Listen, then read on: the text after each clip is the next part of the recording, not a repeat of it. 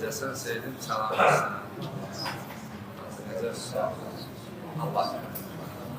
Allah sizləri var edəsin. Necəsən? Allah sizləri. Ya Allah necəsən?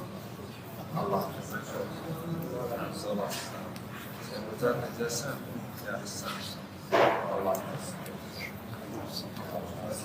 Sağ olasın. Ya Allah necəsiz? Sizinlə var. Allah kömək olsun. Allah razı olsun. Sağ olasın. Allah kömək olsun.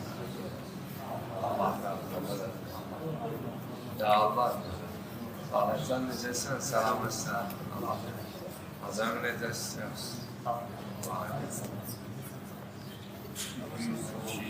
Yüzü sağ olsun. Sağ olasın. Ya Allah necəsən? Allah kömək olsun. Peygamber alı, peygambere salavat sıfır. Allahümme salli ala Muhammed ve ali Muhammed.